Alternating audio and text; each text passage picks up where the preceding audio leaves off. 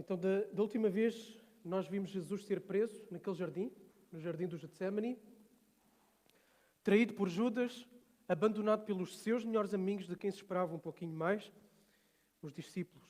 E nós hoje vamos encontrar Jesus diante de um tribunal armado, um tribunal feito à pressa, um tribunal onde aquilo que nós encontramos é tudo menos o que esperaríamos encontrar num tribunal, que é justiça.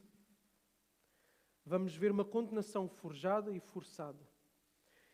Jesus é injustiçado de várias formas, como nós vamos ver, mas Jesus fica calado, como um cordeiro, a maior parte do tempo. Só que vai haver uma altura em que Jesus vai abrir a boca. E quando Jesus abrir a boca, não vai ser como um cordeiro, vai ser como um leão que vai rugir, para depois outra vez se calar e se submeter a todas as injustiças e humilhações a que o vão submeter. Mas em todo o tempo Jesus está, pelas suas intervenções, ficando calado, falando, ficando calado, sendo humilhado, o que dizem dele, etc. Jesus está a cumprir as Escrituras sobre ele e Jesus está a cumprir a missão do maior resgate de toda a história. E vamos ver também que novas coisas absolutamente maravilhosas estavam ali a acontecer, porque há um mote, há uma expressão que Jesus fala, em que Jesus vai dizer, daqui em diante, daqui para a frente, desde agora. E nós vamos ver que na nossa vida, mesmo quando tudo parece travado, na nossa vida cristã e na vida da nossa igreja, Jesus, pela sua imensa graça e misericórdia, traz sempre um daqui para a frente. Daqui em diante. Jesus traz sempre na sua graça e misericórdia. Agora podemos ter duas respostas. Ou a resposta que é esperada de nós, ou a mesma resposta que aqueles homens que estavam ali diante dele tiveram. E vamos ver qual foi a resposta. Vamos então viajar para este tribunal eclesiástico, Mateus capítulo 26.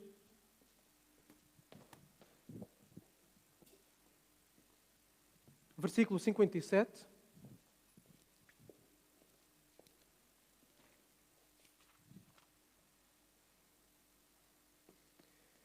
E diz assim: E aqueles que prenderam Jesus levaram-no à casa do sumo sacerdote Caifás, onde os escribas e os líderes religiosos estavam reunidos. E Pedro seguiu de longe até o pátio do sumo sacerdote. Entrando, sentou-se com os guardas para ver como tudo ia terminar. Os principais sacerdotes e todo o sinédrio procuravam um falso testemunho contra Jesus para o condenar à morte. E não encontravam coisa alguma, apesar de muitas testemunhas falsas se apresentarem. Mas por fim compareceram duas e disseram: ele afirmou, posso destruir o santuário de Deus e reconstruí-lo em 3 dias. Então o sumo sacerdote levantou-se e perguntou-lhe: Nada respondes ao que estes depõem contra ti? Jesus, porém, permaneceu calado. E o sumo sacerdote disse-lhe: Ordeno que jures pelo Deus vivo e nos digas se tu és o Cristo, o Filho de Deus. Jesus lhes respondeu: É como disseste, contudo, digo-vos que de agora em diante vereis o Filho do Homem sentado à direita do Poderoso, vindo sobre as nuvens do céu. Então, rasgando as próprias roupas, o sumo sacerdote disse: Blasfemou! Para que precisamos ainda de testemunhas? Acabam de ouvir a blasfémia. O que é que vos parece? Eles responderam: É réu digno de morte. Então alguns cuspiram-lhe no rosto e deram-lhe socos, e outros deram-lhe chapadas, dizendo: Ó Cristo, profetiza-nos, quem foi que te bateu? Até aqui. Então Jesus é levado à casa de Caifás. Caifás quem era? Caifás era o sumo sacerdote. E antes de ter sido levado diante de Caifás, Jesus, diz-nos João, ao relatar este mesmo evento, Jesus foi levado diante de Anás. Anás era o sumo sacerdote que veio antes de Caifás, era sogro. Então isto era tudo uma família. Tá? Ele foi levado a Anás e depois a Caifás. Possivelmente quererão ter levado Jesus a Anás pela influência que ele tinha, por ele ter sido o sumo sacerdote anterior, e ele certamente tinha uma voz de peso junto das pessoas, junto do sinédrio, que é onde Jesus vai estar. Jesus vai estar na casa de Caifás, diante de Caifás e diante do sinédrio. O que é o sinédrio? O sinédrio é constituído por 70 membros, ok? Pessoas que são os líderes religiosos, os fariseus, escribas, os líderes, os anciãos do povo e os sacerdotes. 70 pessoas que tinham a tarefa de julgar, de cuidar do bem-estar político, social e religioso de Israel. Eles ocupavam-se de algumas coisas menores, porque o principal, legalmente, quem estava encarregado de tudo era Roma. Mas Roma deixava de morte para depois então levar essa proposta a Roma para que Roma aplique a pena de morte. E é isso que acontece aqui. Então o sinédrio é constituído por este grupo de pessoas que têm o maior ranço, o maior ódio contra Jesus. Okay? E nós vemos como eles são agarrados ao poder, como eles são agarrados à corrupção. Jesus acusou-os isso mesmo no templo. Quando Jesus entrou no templo, ele disse: vocês tornaram esta casa num covil de ladrões. Porquê? Porque eles aproveitavam-se da fé das pessoas para ganhar dinheiro. E havia um esquema todo montado entre os vendedores e os sacerdotes. Então é corrupção pura daquilo que nós vemos nos filmes e daquilo que infelizmente nós vemos na nossa sociedade. Tá? Uma lava-jato ali dava muito jeito. Okay? E foi o que Jesus fez. Jesus chega lá e denuncia todo o sistema de corrupção que está ali montado. Mais tarde, Jesus vai ter conversas com os fariseus e vai fazer diferentes acusações. Jesus estava a crescer em popularidade, as pessoas estavam a começar a seguir Jesus, a ouvir Jesus, esperava-se que ele fosse o Messias político, que fosse libertar Israel. Então, eles estavam a perder estatuto social, por conseguinte, poder político e também estava ameaçado os seus recursos financeiros ilícitos. Então, o sumo sacerdote, que era o que presidia o julgamento, vai conduzir esta conversa com Jesus, que é Caifás. Agora, Mateus também dá aqui uma pitada, uma nota de algo que parece que pode passar à margem, que é Pedro está a acompanhar Jesus. Okay? Só que Pedro entra no pátio, João diz-nos como é que ele chega ao pátio, ele está lá no pátio da casa do sumo sacerdote e ele vai acompanhando Jesus à distância. Talvez para ver se Jesus ia sacar de alguma coisa da manga para sair dali vitorioso, ou então para ver se era mesmo ali o fim de Jesus. Agora, neste tribunal era necessário testemunhas, como em qualquer outro. Okay? É necessário testemunhas que comprovem a acusação que está a ser feita para que se chegue a um verdito. E foi isso que os sacerdotes e o Sinédrio tentaram arranjar. Eles tentaram arranjar testemunhas falsas, ok? Tentaram forjar a acusação, tentaram forjar as provas para que houvesse um verdito segundo aquilo que era a intenção deles, que era calar a boca de Jesus para sempre. Okay? Então eles arranjaram testemunhas falsas, só que tiveram um problema, porque as testemunhas tinham que ser ouvidas em separado. Acho que ainda hoje se faz assim, ouve-se as testemunhas em separado, para depois ver se aquilo que é dito encaixa. E não encaixava, não tinha jeito de encaixar. Até que finalmente aparecem duas testemunhas. E vão dizer que Jesus tinha afirmado que ele podia destruir o templo e depois voltar a construir em 3 dias. Agora, não foi bem isto que Jesus disse. Lá em João, capítulo 2, versículo 19, Jesus disse assim: destruam este santuário e eu o levantarei em 3 dias. Então as palavras de Jesus aqui foram distorcidas, porque Jesus não disse, eu vou destruir o santuário e depois eu o levantarei em 3 dias. Jesus disse, destruam o santuário e eu o levantarei em 3 dias. E mais, Jesus nem sequer estava a falar do templo físico, Jesus estava a falar do seu próprio corpo. Ok? Mas logo vamos falar sobre isso. Então, segundo estas duas testemunhas, Jesus estava a atacar aquilo que era o emblema maior da identidade de Israel, o centro da sua adoração, o templo. Okay? O templo era o lugar principal do israelita. E Jesus estava a atacar, Jesus estava a ameaçar isso. E Caifás vai perguntar, olha, esta é uma acusação grave, não dizes nada, ficas calado. E Jesus fica calado. Jesus cumpre o texto de Isaías 53:7. Ele foi oprimido e afligido, mas não abriu a boca, como um cordeiro que é levado ao matador. E como a ovelha muda diante dos seus tosqueadores, ele não abriu a boca. Agora, o sumo sacerdote, se calhar já pensavam isto, não tem jeito, não vai a lado nenhum. De repente, ele vai pressionar Jesus. E pela providência, Deus, obviamente, deixa que assim seja, porque nos seus decretos Jesus tinha que morrer, não é? Então, Caifás vai trazer Deus para a conversa e vai fazer com que Jesus faça um juramento. Vai trazer Deus como testemunha ali para a pergunta que ele vai fazer, obrigando Jesus a um juramento. Tu és o Cristo, tu és o Filho de Deus? E Caifás responde, tu o disseste, ou seja, sim. Mas Jesus não só diz isso, ok? E é aqui que Jesus vai rugir como um leão e não vai ficar mais calado como um cordeiro. Em que ele vai dizer que a partir daquele momento ali, naquele tribunal onde todos procuravam humilhá-lo, onde todos procuravam condená-lo, onde todos procuravam arranjar e julgá-lo, ele diz que um dia ele irá voltar e ele mesmo será o juiz. E que ele diz, a partir daquele momento, eu sou o juiz que virei nas nuvens no céu e estarei sentado à direita de Deus poderoso. E aqui Jesus está a citar 2 textos importantes. O primeiro, Daniel 7, 13 e 14. E diz assim, Daniel: Eu estava olhando nas minhas visões noturnas e vi alguém parecido com o Filho do Homem, vinha nas nuvens do céu. E ele dirigiu-se ao ancião bem idoso e a ele foi levado. E foi-lhe dado domínio e glória e um reino para que todos os povos, nações e línguas o servissem. O seu domínio é um domínio eterno que não passará e o seu reino é tal que não será destruído. Então, nesta visão, Daniel vê um ser nas nuvens, parecido a um homem, parecido a um ser humano, com forma de ser humano, um filho do homem. E o que é que acontece? Ele vai ter com o ancião de dias, que lhe dá todo o domínio, que lhe dá o reino eterno sobre todos os povos, sobre todas as nações. Ou seja, este ser parecido a um filho do homem, como um filho do homem, tem qualidades de Deus, qualidades divinas.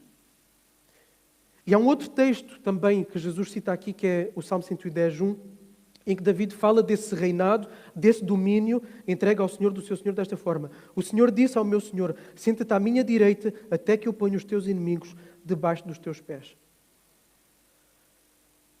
Ou seja, Jesus, ao fazer esta afirmação de Daniel, ao trazer este texto dos Salmos, e ao dizer daqui em diante, porque Jesus diz daqui em diante, desde agora, daqui para a frente, Jesus está a dizer agora, neste momento, no presente e daqui para a frente, Jesus está a cumprir esse papel divino e de juiz. Portanto, aquele tribunal não é um tribunal onde Jesus está a ser julgado, mas é um tribunal onde Jesus é juiz e quem está a ser julgado são aqueles que se acham juízes. É isso que Jesus disse a eles. E diante destas afirmações de Jesus quanto à sua identidade, porque Jesus acabou de se afirmar como Deus, juiz de todos sobre a terra, de todos os povos e nações, diante destas afirmações, o sumo sacerdote faz uma coisa que jamais na vida poderia imaginar sequer fazer. E que o livro de Levítico condena. Ele rasga as suas vestes. O sacerdote nunca poderia ter as suas vestes rasgadas. Nunca. Uma pessoa pode rasgar as suas vestes em humilhação, em sofrimento, diante de uma blasfémia, diante de uma indignação grave. Ele pode rasgar como uma manifestação de rasgar o coração. Okay? Mas um sacerdote jamais poderia rasgar as suas vestes. Ele está aqui a demonstrar... Ele está a ser hipócrita, não é? Porque ele obrigou Jesus a fazer este tipo de confissão, esperando e sabendo que Jesus ia ter que confessar isso, porque Jesus já se tinha apresentado como Messias, de várias formas, e era chamado assim, e depois rasga as vestes só para demonstrar que ficou escandalizado. Agora, apresentar-se como Messias somente não é algo que constitua uma blasfémia, mas apresentar-se como o cumpridor destas profecias de Daniel e de David é reivindicar para si qualidades divinas. E isso, das duas umas em relação a Jesus. Ou ele de facto é mesmo quem ele diz ser e ele é Deus, uma coisa que o Sinédrio não estava disposto a aceitar, ou então ele está a mentir quanto à sua identidade. E isso sim seria blasfémia. Daí a atitude que eles têm. E por isso, eles dizem, olha, não precisamos mais de testemunhas, ele já confessou, ele é réu de morte. Depois Marcos vai nos dizer, eles cobriram o rosto de Jesus, Lucas diz-nos que eles vendaram os olhos de Jesus e começaram a socar Jesus na cara. Várias vezes, repetidas vezes, começaram a socar Jesus. E a ridicularizá-lo. E a pedir, olha, profetiza, diz, quem é que está a bater agora? Quem bateu agora? Quem bateu agora? E esta ridicularização messiânica era provavelmente baseada na interpretação errada de Isaías 11:3, que dizia que o Messias não julgaria por aquilo que veria, nem por aquilo que ouviria. Era apenas uma ridicularização. Apenas, não é? Okay, nesta passagem nós encontramos um sistema religioso totalmente falido, okay, totalmente quebrado e totalmente corrupto. Encontramos 3 ausências, eu vou destacar 3 ausências que eram esperadas do Sinédrio, que eram esperadas do povo de Deus, do povo adorador do único Deus verdadeiro. Infelizmente essas 3 áreas muitas vezes também estão ausentes na igreja hoje em dia e nas nossas vidas cristãs individuais. E em cada uma dessas ausências nós estamos no mesmo lugar de julgamento a Jesus. Estamos a tratar Jesus da mesma forma que aquele Sinédrio e que Pedro trataram Jesus ali. Okay? Então nós vemos cada uma dessas áreas, mas vamos também ver que para cada área dessas sombria, Jesus sempre com infinita graça e misericórdia sempre traz um daqui para a frente. Ou seja, a possibilidade de mudança. A questão é o que é que vamos fazer com essas palavras. Então vamos ver cada uma dessas possíveis e terríveis ausências que a Igreja pode manifestar e ser. Primeiro, a ausência de um lugar que impulsiona a salvação e a adoração. Okay? A ausência de um lugar que impulsiona a salvação e a adoração. Em primeiro lugar, e mais importante do que tudo mais, a Igreja é chamada a ser este lugar por excelência na face da terra que anuncia a boa notícia de que em Jesus há possibilidade de perdão e de religação a Deus. A Igreja é o único meio pelo qual esta verdade pode ser anunciada. Cumpre a Igreja unicamente este papel, ok? Era esta a responsabilidade destas pessoas que compunham o Sinédrio. Os sacerdotes, os mestres religiosos, todos eles deviam de ensinar o povo e deviam de conduzir o povo até Deus. Mas, no entanto, o que a gente vê é exatamente o contrário. É pessoas centradas nelas próprias, centradas no estatuto social, no estatuto político, no estatuto económico que podiam ter. Jesus estava a ser uma ameaça. Então, eles não estavam a ser agentes, não estavam a ser um lugar que promove a adoração e que promove a salvação. A nação de Israel devia ser o povo que, a partir da sua vida de adoração a Deus, em todas as esferas da vida, porque Deus vai dar indicações para todas as áreas, não só para os rituais no templo, mas para tudo, para a família, para o casamento, para a relação entre pais e filhos, para as relações económicas, para o apoio social do pobre, da viúva, do estrangeiro, do órfão, para a própria alimentação, para a roupa, dava indicações. Então, todas as esferas da vida deviam de manifestar obediência, amor a Deus. O povo de Israel devia ser o povo que mostra que existe um Deus de amor por meio da forma amorosa com que eles vivem, tanto diante de Deus como diante uns dos outros. Deviam ser esta montra para as outras nações, para que as outras nações vissem e fossem atraídas por esse testemunho. Era em Israel, também em Jerusalém, que existia o único lugar na face do planeta Terra em que Deus se encontrava com os seres humanos. Em Jerusalém, no templo. O único lugar, em absolutamente mais lugar nenhum. No templo, por meio de todos os rituais instituídos por Deus através de Moisés, Deus manifestava a sua misericórdia, a sua graça, o seu amor, a sua compaixão. Então, Deus instituiu uma forma que foi só dada a Israel, só a Israel, para que as outras nações pudessem vir, uma forma de Ele, sendo justo, sendo perfeito, amoroso e bondoso, pudesse se relacionar com homens e mulheres injustos, imperfeitos, insensíveis e maldosos. Só Israel tinha esse lugar.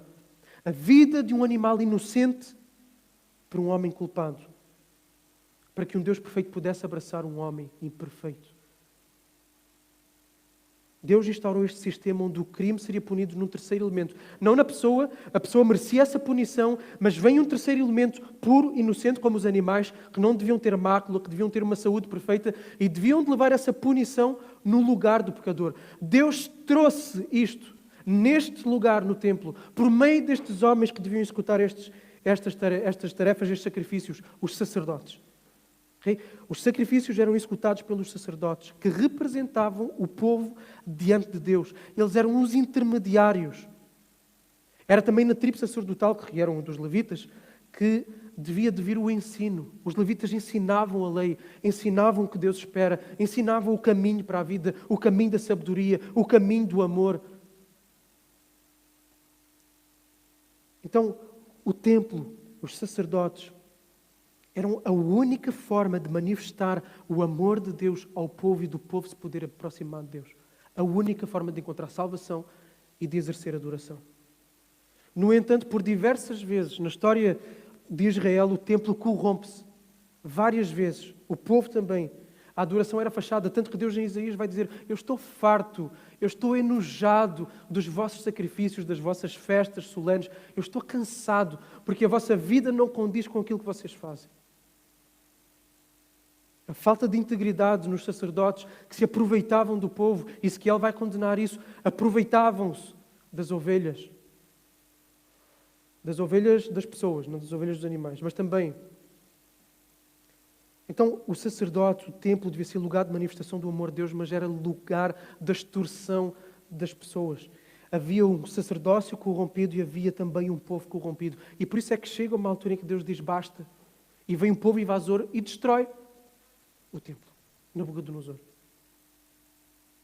E este momento em Jesus encontramos mais corrupção. Foi exatamente isso que Jesus criticou. Jesus disse que aquilo que devia ser chamado de casa de oração era, na verdade, um antro de assaltantes.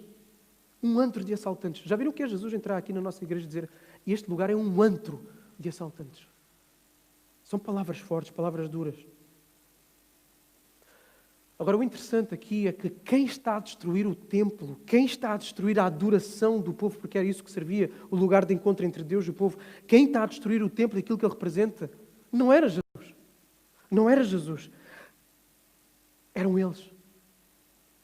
Eram eles. Ao rejeitarem o Messias, ao incitarem a morte de Jesus, eles estavam a destruir todo o sistema sacerdotal. Todo o sistema de sacrifício já estavam a destruir. Porquê? Porque eles estavam a apresentar o derradeiro sacrifício. Portanto, todos os sacrifícios deixariam de fazer sentido. Não seria mais necessário sacrifícios, não seria mais necessário sacerdotes.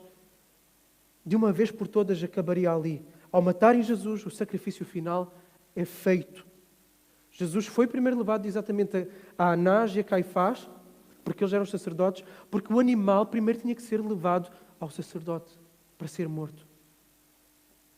Então o sacrifício de Jesus acabou com todos os sacrifícios. Ele foi como uma ovelha, mas ele também foi o sumo sacerdote derradeiro.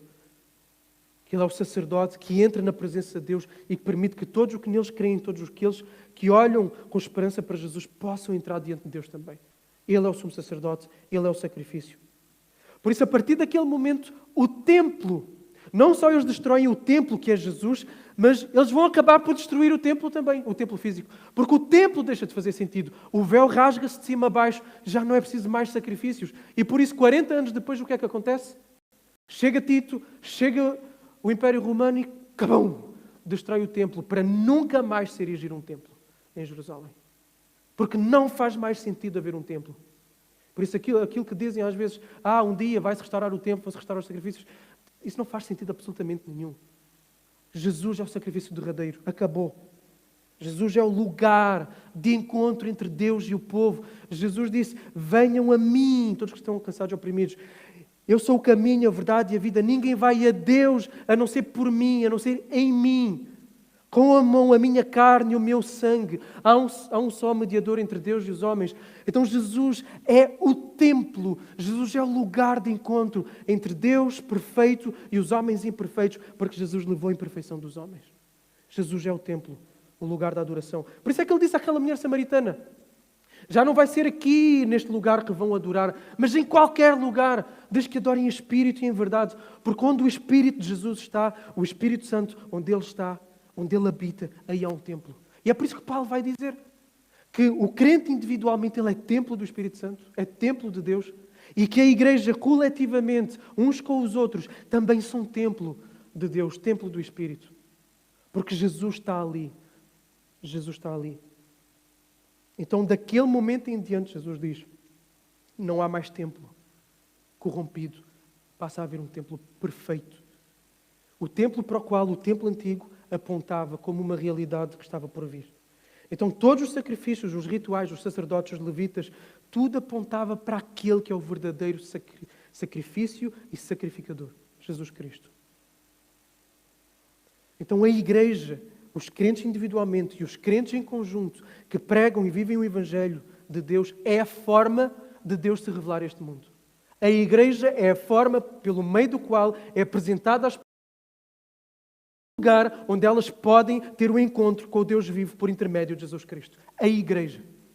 Não é uma pessoa representante de Deus na terra, não é o Papa o representante de Deus na terra, é a igreja de Jesus Cristo. Agora, o que é que acontece se a igreja deixa de ser este lugar que impulsiona a adoração, que manifesta a salvação que há em Jesus?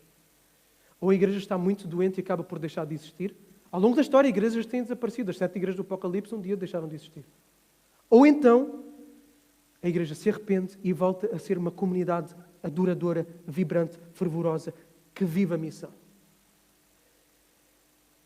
Tu e eu somos chamados a ser este lugar de encontro entre Deus, por meio de Cristo, e as pessoas com quem nós nos cruzamos. Nós hoje somos o templo. Eu sou o templo, tu és o templo.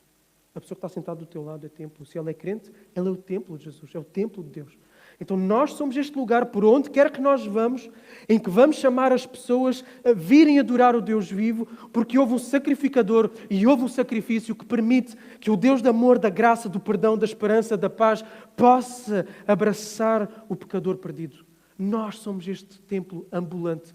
E é por isso que a Bíblia profetiza que a glória do Senhor encherá toda a terra.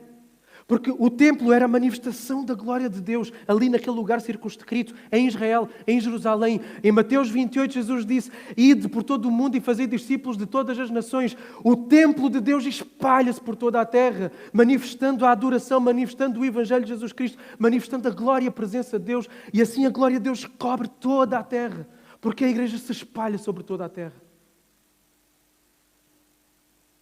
Agora, como é que nós fazemos isto? Nós fazíamos isto organicamente nos nossos relacionamentos, de forma institucional. E fazemos isto de forma institucional por meio da igreja, por meio das estruturas formais, ok? Pregando o Evangelho nos cultos, programando contextos, reuniões e eventos para proclamar o Evangelho.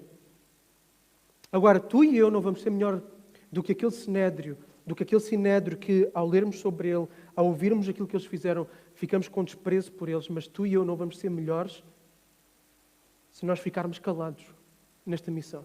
Se nós não nos envolvermos na missão a cada dia, nos vários contextos de vida que nós temos, e se arranjarmos desculpas, justificações, distorcendo a verdade daquilo que somos chamados a fazer, fugindo àquilo que somos chamados a fazer, fugir à realidade que está diante de nós, que é uma chamada para esta vida. Foi isso que o Sinédrio fez. O Sinédrio ouviu a verdade, distorceu a verdade. O Sinédrio tinha Jesus diante dele, tinha a realidade diante deles, não quiseram ver a realidade. E quando nós lidamos com Jesus da mesma forma, ao não obedecermos à sua missão de intencionalmente partilharmos o Evangelho com quem nos cruzamos, estamos a ser iguais àquele sinédrio. Abafamos Jesus como eles quiseram abafar. Racionalizamos justificações. Ai, não sei evangelizar. Ai, não sei explicar. Ai, eu tenho medo. Ai, não tenho coragem. Ai, o que o outro vai dizer. Ai, não tenho tempo. Que o trabalho não é o melhor lugar. Não é o local indicado. E começamos a arranjar sempre... Há sempre uma justificação muito plausível, muito plausível. Mas há coisas tão simples que nós podemos fazer. Simples. Eu quero só mencionar algumas delas como exemplos, para que nós possamos fazer na nossa vida. Orar com regularidade por 2 ou 3 colegas de trabalho. Será que é uma coisa difícil de fazer? A maior parte de nós aqui trabalha, ok? A maior parte de nós aqui tem vizinhos, tem colegas da faculdade, da escola. Todos nós temos vizinhos, em princípio, a não ser como o Ricardo, que mora lá no meio do nada, né? Então, e mesmo assim não é, ele tem vizinhos. Então, toda a gente tem vizinhos. Escolher 2 ou 3 nomes, não precisa de ser uma lista imensa, 2 ou 3 nomes e só começar a orar por essas pessoas. Orar pela Fernanda, orar pelo Sr. Zé, orar pela Francisca. Começar a orar. Orar. E depois começar a pensar, bom, eu vou abordar esta pessoa. Não é abordar a pessoa com, porque Deus amou o mundo. Não é assim, não é entrar de pés juntos. É nós demonstrarmos verdadeira preocupação, carinho, cuidado pela pessoa. Isto não quer dizer que vamos pedir à pessoa que ela abra o coração ali no meio do trabalho, ali naquela hora. Mas puxar a conversa, perguntar, então como é que está a tua família, como é que estão os teus filhos? Porque certamente há conversa, porque muitas vezes nossas conversas com os nossos colegas de trabalho são super superficiais. É o Benfica que jogou mal, é o Benfica que está sempre a perder e no final Jorge Jesus veio e não fez nada. É falar sobre a situação pandémica do país, e o político, e o Costa, e o Marcelo, e o Ventura, e etc. Mas as pessoas às vezes precisam de mais. E a prova disso é que todos nós já tivemos experiências, de certeza, em que quando começamos a conversar um pouquinho mais, as pessoas falam. Então, começar a orar por 2 ou 3 pessoas, começar a ser mais intencionais nas conversas com elas. E depois ir entrando. E depois se a pessoa manifesta uma preocupação, olha, eu vou orar por ti. Vou orar por ti. Ninguém vai dizer que não. Eu vou orar por ti na minha casa. Posso orar por ti. As pessoas ficam, na maior parte das vezes, sensibilizadas. E dali pode surgir mais coisas. E aí sim, vamos trazer o Evangelho. Vamos trazer o Evangelho. Então, será que não podemos ter uma lista de 2 ou 3 pessoas pelas quais vamos orar, os nossos amigos, colegas, enfim? É muito fácil. Ter uma conversa intencional com alguém, oferecer-se para estudar a Bíblia com aquela pessoa, uma pessoa que nos vem fazer perguntas. Alguns têm colegas que fazem perguntas. Já vários me têm dito assim, olha, este colega tem feito perguntas sobre isto e isto e isto. Então, oferece-te para para apresentar a mensagem geral da Bíblia. Numa vez ou duas vezes. E senta-te com a pessoa, assim na boa. As pessoas aceitam. Quando há este relacionamento, quando há esta proximidade. Agora, como igreja institucionalmente, nós também podemos nos tornar como aquele sinédrio e querer abafar a nossa responsabilidade de proclamar o Evangelho, de ser lugar que impulsiona a salvação, que impulsiona a adoração. Orem constantemente, continuamente, para que este púlpito seja sempre um lugar de proclamação do Evangelho de Jesus. Mais nada do que isso. O Evangelho de Jesus, a verdade acerca do amor, do perdão, da graça, da justiça, do juízo que há em Jesus Cristo. A verdade do Evangelho. Orem constantemente pelo púlpito. Constantemente pelos meios de ensino, dos ministérios de ensino, os vários que existem. Orem e envolvam-se na plantação das igrejas que estamos a fazer. Participem financeiramente com os vossos dízimos, as vossas ofertas, sejam fiéis, para que nós possamos sustentar a obra dessas plantações, para que nós possamos sustentar a obra da nossa própria igreja. Perguntem como é que eu posso orar melhor pela plantação. Em Portimão, como é que vão as coisas? Como é que eu posso orar melhor? Perguntem. Perguntem como é que podemos orar melhor por pessoas que estão a ser evangelizadas na nossa igreja. Na reunião de oração nós oramos sempre por nomes concretos de pessoas que são trazidas pelos irmãos que vêm à reunião de oração e dizem: eu tenho partilhado o Evangelho com este, com este, com este. Vamos orar. Então, quem não vai à reunião de oração, pergunte: há pessoas pelas quais eu posso orar? Então vamos nos envolver para que nós sejamos de facto, e não apenas de palavra, mas de facto, um lugar onde as pessoas encontram o perdão de Jesus. Um lugar onde as pessoas possam chegar ao ponto, como muitos daqui estão, de ver a beleza de Jesus, de ver a glória de Jesus, de querer adorar Jesus, quebrantados diante de Jesus, ver a sua graça, sentir o seu abraço, sentir o seu amor, sentir a esperança que há nele. Que sejamos este lugar de adoração. Que as pessoas chegam e podem ter um encontro com Deus. E acima de tudo, precisamos mais e mais da presença do Espírito Santo. Porque foi isto que fez a diferença toda na vida dos discípulos, em Atos capítulo 2.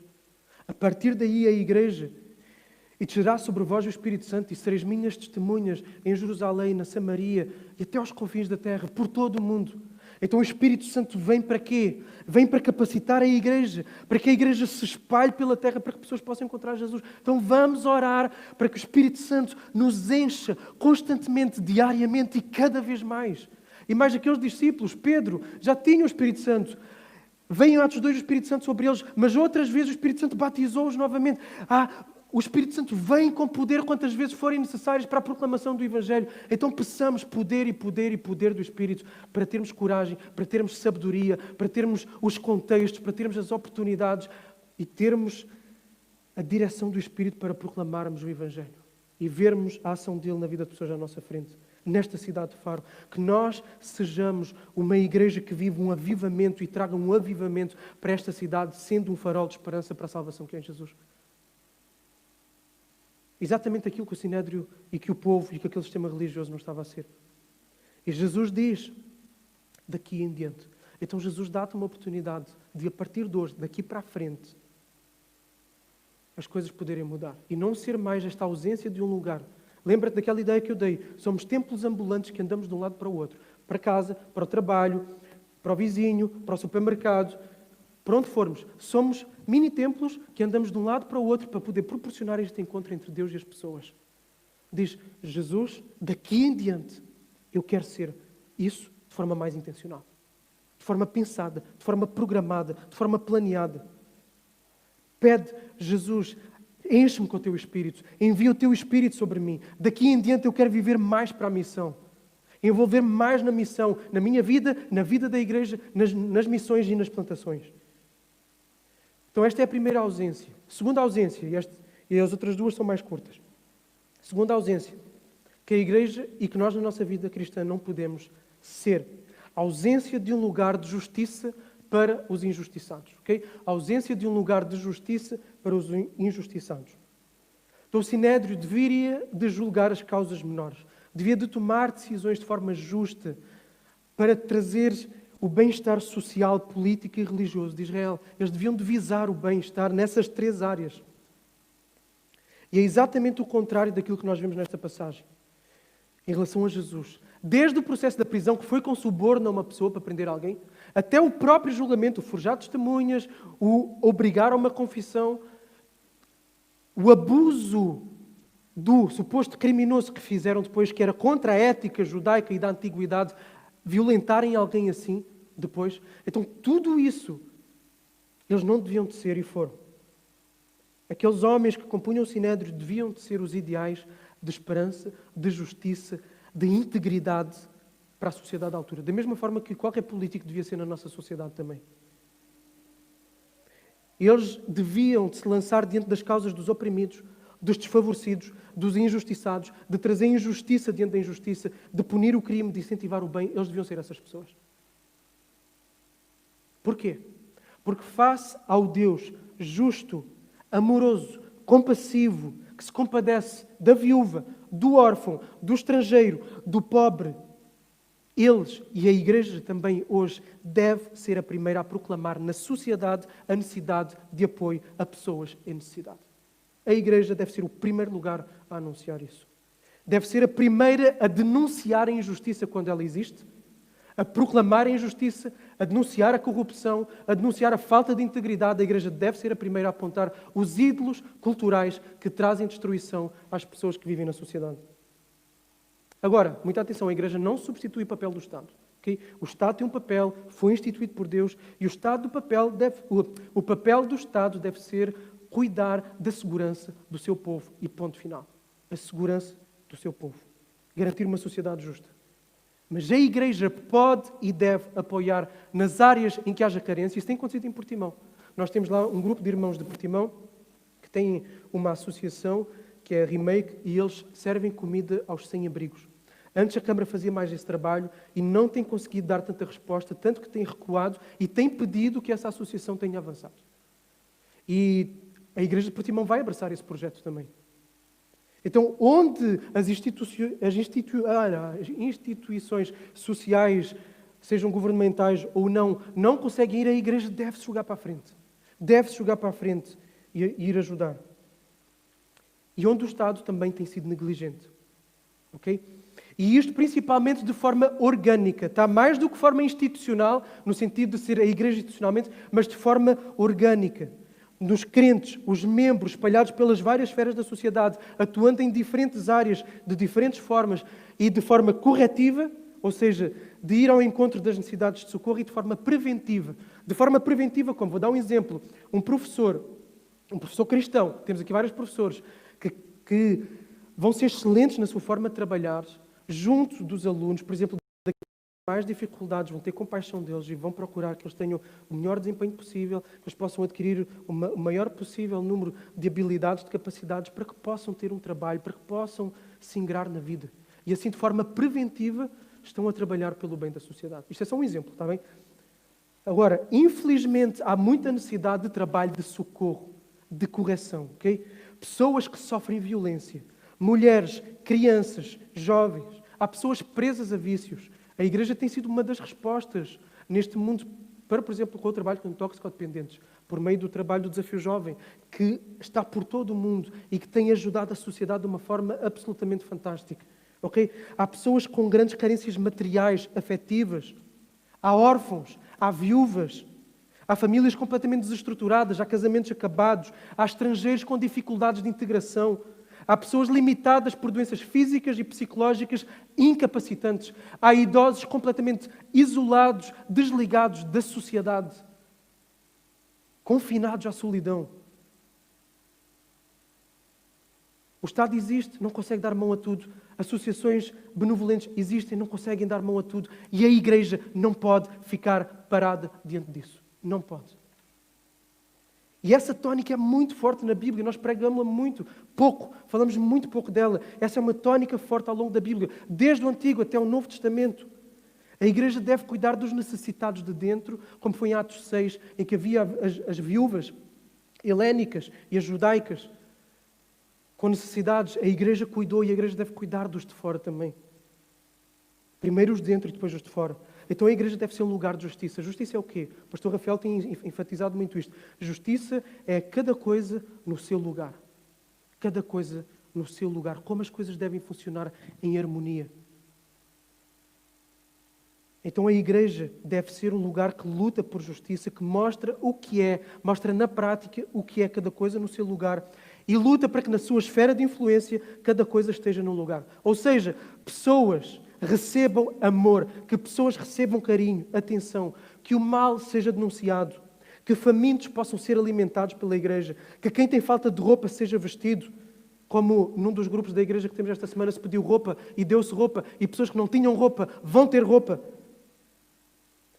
Que a igreja possa ser um lugar onde abandonados possam ser abraçados, onde maltratados sejam protegidos, onde órfãos e viúvas possam ser apadrinhados, onde incapacitados possam ser amparados, ignorantes sejam instruídos e que possam ser dadas ferramentas para se ingrarem na vida, pessoas descontextualizadas possam ser integradas, feridos emocionalmente possam encontrar cura, isolados encontrem uma família, e a lista podia continuar. A igreja deve ser o primeiro lugar onde estas coisas acontecem.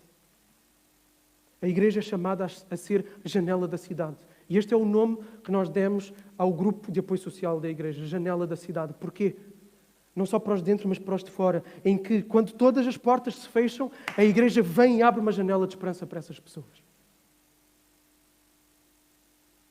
E este é um dos lemas da nossa igreja, que está ali na parede do hall de entrada. Queremos ser uma igreja que serve a cidade, que serve os vizinhos, que serve os colegas, os conhecidos, os desconhecidos, os irmãos da igreja, os de fora, todos, que serve todos aqueles que estão em sofrimento e em necessidade. Agora, institucionalmente, como igreja, igreja, o nome, a ação bíblica de Faro, nós vamos apoiar todo o tipo de iniciativas que nós pudermos. E vamos capacitar e empurrar os membros para que, de forma orgânica, os membros vão e façam este trabalho de socorro às necessidades que existem. E isso pode ser feito de forma formal e de forma informal. Eu vou falar das duas formas. Mas antes disso, quero realçar o seguinte. Todos nós, eu e tu, estamos aqui nesta manhã porque temos o que vestir, porque senão não estaríamos aqui, e temos o que comer, porque senão também não estaríamos aqui. Todos nós, a maior parte de nós aqui, pelo menos a maior parte de nós aqui, tem uma família com problemas sim, mas minimamente estruturada. Um casamento não perfeito, com dificuldades, mas minimamente que ande para a frente, ok? Com altos e baixos, mas tem um casamento. Tem filhos por perto, ok? Há muitas pessoas que não vivem nenhuma destas realidades. Nenhuma destas realidades. Quem é que nos dá de comer e de vestir absolutamente todos os dias?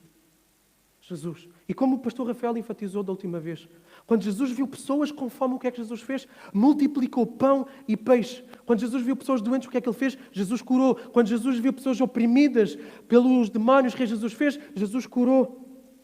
Libertou. Jesus não fica parado diante do sofrimento dos outros. Jesus restituiu dignidade a pessoas sem dignidade. Ou como é que pensam que um leproso vivia na sociedade? Sem dignidade absolutamente nenhuma. E o que é que Jesus faz? Jesus vai e faz o impensável. Jesus toca. Jesus senta-se à mesa com pessoas indignas daquela sociedade, com prostitutas, com cobradores de impostos, com pessoas marginalizadas. Jesus restaura a vista a cegos que não mais precisam de pedir dinheiro na rua e depender da esmola dos outros para que possam ver, possam adquirir um trabalho, possam ter o que comer, possam morar num lugar digno e ter roupas dignas. Jesus compadece destas dores físicas também. O Evangelho sim é o importante, é o que fica para a eternidade. Mas Jesus pregava o Evangelho e socorria as necessidades das pessoas. E nós como igreja temos tendência a só ir para aqui e não ir tanto para ali. Alguns irmãos aqui da igreja estão e bem envolvidos em projetos de voluntariado. Há irmãos aqui da igreja que fazem bem doação de sangue. Uma coisa tão simples de se fazer. E ainda agora a Melissa, a minha cunhada, disse-me: o hospital está em grande necessidade de sangue. E às vezes o dador de sangue vai lá ver aquelas gavetas cheias dos coisas do sangue, mas aquilo não é nada. Porque às vezes uma pessoa precisa de 2 ou 3 sacos de sangue, não só um. E há aqui quem tenha saúde, que nem toda a gente pode dar sangue, mas alguns dão, alguns podem e se calhar não dão. E podemos dar, nós podemos dar. Isto é uma coisa tão simples e que traz alívio, de verdade, a situações graves na vida de pessoas. Há pessoas que estão envolvidas em voluntariado com distribuição de alimento, no ReFood, por exemplo. E há mais. Há trabalhos com sem-abrigo, há trabalhos com toxicodependentes. Há pessoas da nossa igreja que trabalham com toxicodependentes também aqui. Então vamos nos envolver nisto. E há um projeto que tem ganho o coração de alguns daqui da igreja, que eu quero falar um pouquinho, muito rápido, que é a Associação Crescer com Amigos. Vai ser apresentado em janeiro aqui por uma pessoa dessa associação.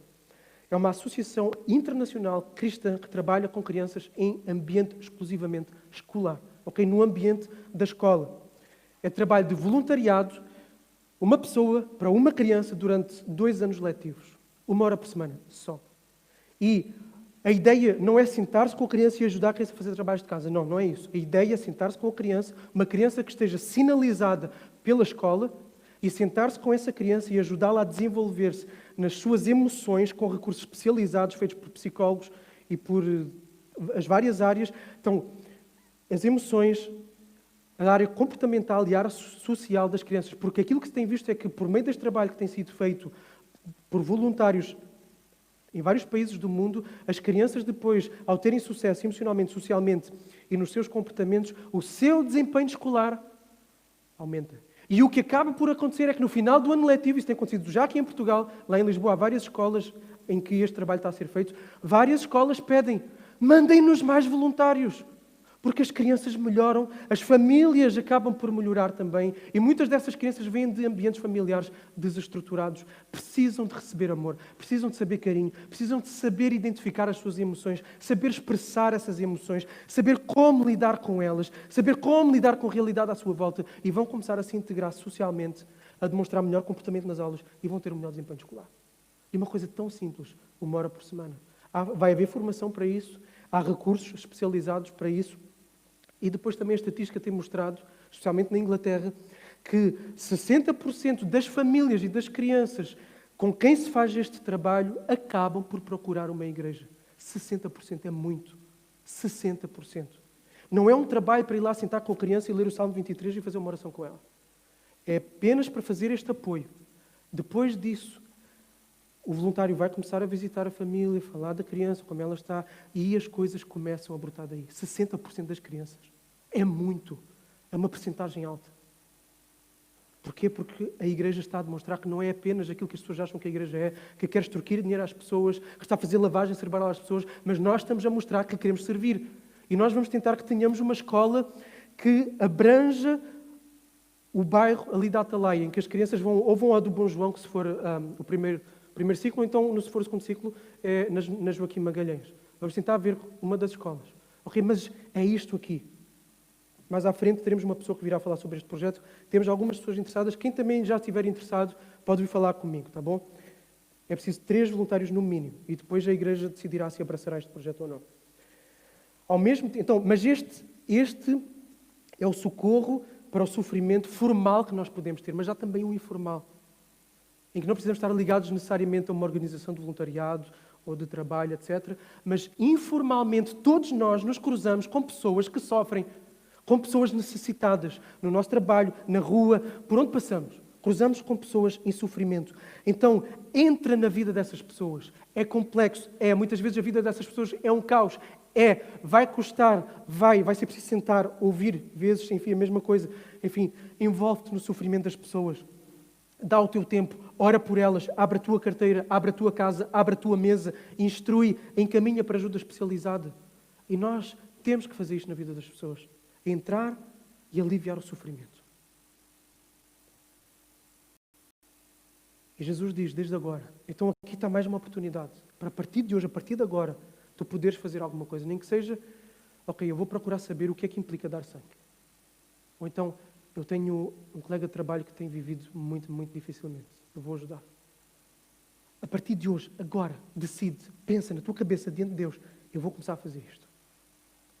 Ou então, eu posso me envolver.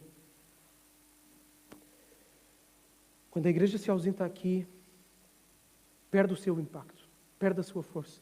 Deixa de manifestar o amor que proclama que tem. Deixa de manifestar o amor que proclama que tem. Então vamos ser uma janela na cidade de Faro. Terceira e última ausência, mais rápida, e aquela que é a base das outras. Se esta ausência existir, nunca as outras duas vão existir. Esta ausência fomenta as outras.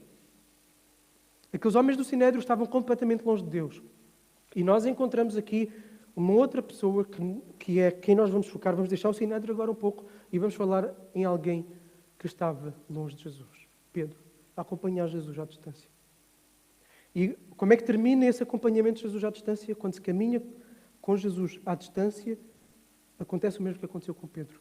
Pedro negou Jesus. E Pedro chorou amargamente. E sempre que se caminha à distância com Jesus, vamos sempre parar a um lugar de sofrimento e de tristeza se nós somos verdadeiros filhos de Deus. Pedro não teve coragem na hora da verdade. Nós também não vamos ter coragem na hora da verdade de obedecer.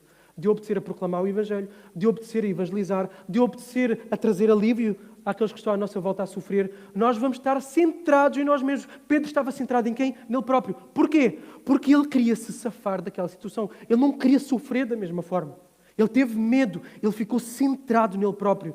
Pessoas que caminham longe de Jesus são pessoas centradas em si mesmo. Pessoas que não evangelizam os outros, não evangelizam por razões egoístas. Pessoas que não partilham com os outros. Não é preciso ter dinheiro para ajudar a aliviar o sofrimento de alguém. Mas se nós só vivemos a nossa vida, trabalho, casa, casa, trabalho, trabalho, casa, casa, trabalho, e não vivemos para mais ninguém, isso é viver de forma egoísta também. E isso, na verdade, manifesta uma vida que anda longe de Jesus. Por muito que vá à igreja, por muito que cante, por muito que tenha a teologia certa, os decretos de Deus, que saiba tudo, por muito que se emocione fervorosamente no louvor, se não caminhar lado a lado, ombro a ombro, com Jesus, procurando ser aquilo que Ele é na nossa vida, ser na vida dos outros. Agora, isto não quer dizer que não são homens que não falham, não são homens que não caiam e que não caiam de forma grave. David, como é que era chamado? Era chamado o homem segundo o coração de Deus. Quantas pessoas daqui da igreja vocês conhecem que participou de um plano para matar um homem? Quantas pessoas? David foi esse homem. E Deus diz, ele é um homem segundo o meu coração. Porquê? Não por causa do seu desempenho, mas por causa do seu coração. Em que David, quando obedecia a Deus, obedecia com alegria no coração. Quando cantava a Deus, cantava com o coração. Quando vivia para Deus, vivia. Agora, quando ele desobedecia, o seu coração ficava preso, esmagado, amargurado, triste.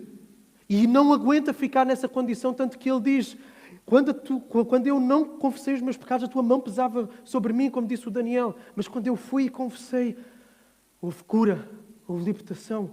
Então, alguém com o coração de Deus, alguém segundo o coração de Deus não é alguém que não caia e até que não caia feio. Não, não, não. Alguém com o coração de Deus é cujo coração pulsa por Deus. Seja amando a Deus, seja quando cai, chora e quer se levantar de novo e seguir a Deus, que caminha. Jesus, ajuda-me, tem compaixão de mim. Esse é alguém que caminha segundo o coração de Deus. E quem caminha assim, é lugar de adoração, onde quem se cruza com essa pessoa pode encontrar o lugar onde o Deus vivo está. E é lugar de alívio do sofrimento daqueles que estão à sua volta. Porque quem vive com Jesus, que é este Jesus, não vai conseguir ser de outra forma. Será que tu estás no pátio, à distância de Jesus hoje? Será que a tua vida, a tua semana tem sido caminhar à distância de Jesus? Em que Jesus não é o primeiro amor, o primeiro, o número 1. Em que aquilo que Jesus diz só conta quando cabe naquilo que eu pretendo. Então caminha mais perto de Jesus. Ouve a sua voz na Bíblia, abre o teu coração em oração, canta diante de Jesus, confessa as tuas debilidades, aceita o perdão, a graça que há nele, baixa as defesas, obedece, obedece, obedece, joga fora a murmuração, a reclamação, o descontentamento. Há pessoas que só reclamam, reclamam, reclamam. Onde Jesus está não há reclamação, onde Jesus está há gratidão, porque nós sabemos que tudo o que nós vivemos na nossa vida é muito melhor do que aquilo que nós de facto merecíamos. E pessoas que passam a vida a reclamar demonstram que não dão valor às coisas que de facto importam. Sejamos gratos, caminha mais perto de Jesus, abandona pecados, hábitos, muda hábitos que atrapalham, que não ajudam. Busca uma igreja saudável, busca mais a vida em igreja, não só uma vez por semana ou uma vez por mês, mas busca a vida em igreja, seja a reunião de oração, seja relacionamentos informais, proximidade com irmãos da igreja. Pede para que Ele te encha com o seu Espírito. Isto só é possível por meio do Espírito de Deus, ok? Sem o Espírito de Deus a trabalhar isto em nós, estamos lixados, acabados, acabadíssimos. Precisamos do sopro, da vida, do poder, da capacitação do Espírito sobre nós. Que Ele renova os vales dos ossos secos que ainda habitam dentro de nós. Precisamos do seu Espírito. O Espírito que é doce, o Espírito que transforma, o Espírito que renova, o Espírito que nos dá esperança, o Espírito que nos levanta quando estamos caídos, o Espírito que nos instrui, o Espírito que nos leva à santidade, o Espírito que nos leva a ver a glória maravilhosa de Jesus. Então, a partir de hoje, o Filho do Homem, o Cordeiro que morreu por ti, o juiz voltará um dia. Daqui para a frente, o que é que tu vais fazer? Esta é a grande pergunta. O que é que eu vou fazer daqui para a frente? Como é que tu vais andar mais perto de Jesus? Não dá sequer para andar mais perto de Jesus, nem dá para ler a Bíblia todos os dias. Como é que eu posso dizer que quero andar mais perto de Jesus se eu não ouço a voz dele todos os dias por meio da sua palavra? Mas estou muito cansado. Eu acordo cedo e deito-me tarde. Então levanta-te mais cedo ainda, pelo amor de Deus. Meia hora mais cedo e lê a Bíblia. Ouve Jesus falar contigo. Abre o teu coração diante de Deus.